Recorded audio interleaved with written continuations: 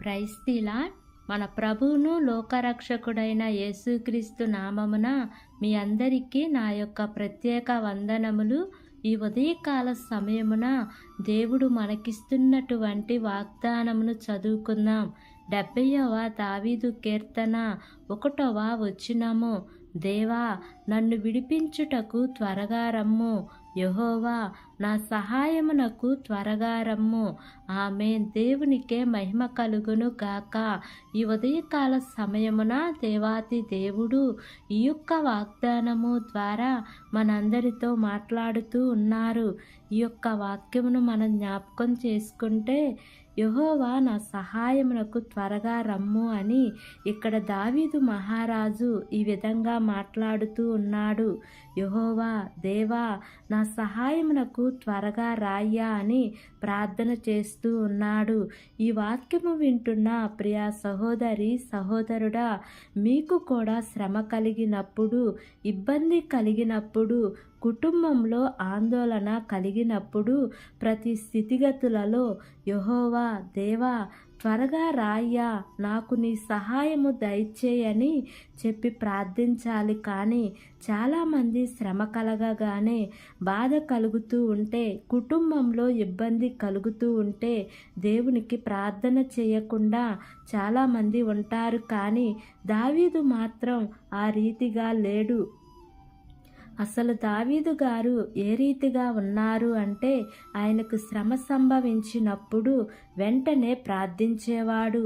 ఈ ఉదయకాల సమయమున ఈ యొక్క వాక్యము వింటున్న ప్రియా సహోదరి సహోదరుడా, నీకు కలుగుతున్న శ్రమలను, సమస్యలను, ఇబ్బందులను, బాధలను దేవుడు మాత్రమే తొలగించగలడు. కాబట్టి నీవు తప్పకుండా దేవుని సహాయం కోరు. దేవా, నా సహాయమునకు త్వరగా రాయ్యా.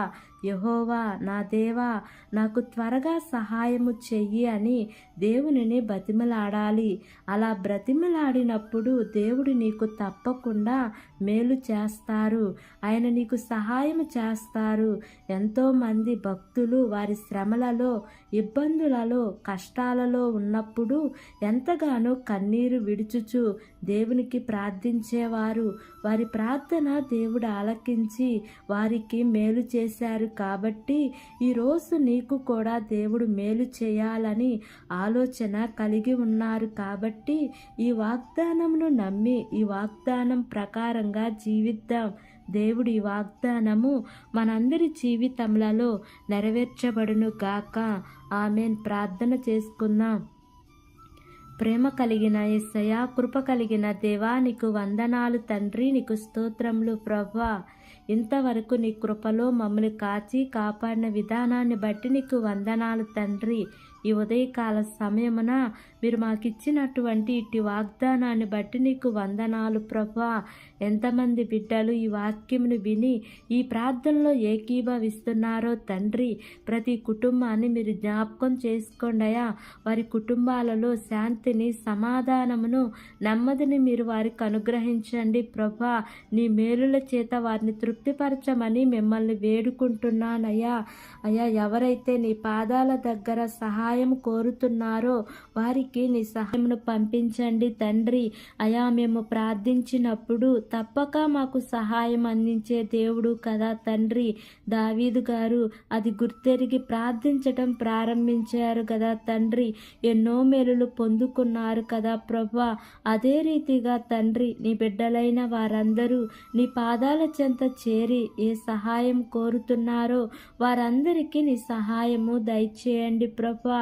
వారి బాధలలో, శ్రమలలో, ఇరుకులలో, సమస్యలలో నుంచి వారిని విడిపించండి. నీ సహాయము వారికి దయచేయమని మిమ్మల్ని వేడుకుంటున్నాను ప్రభువా.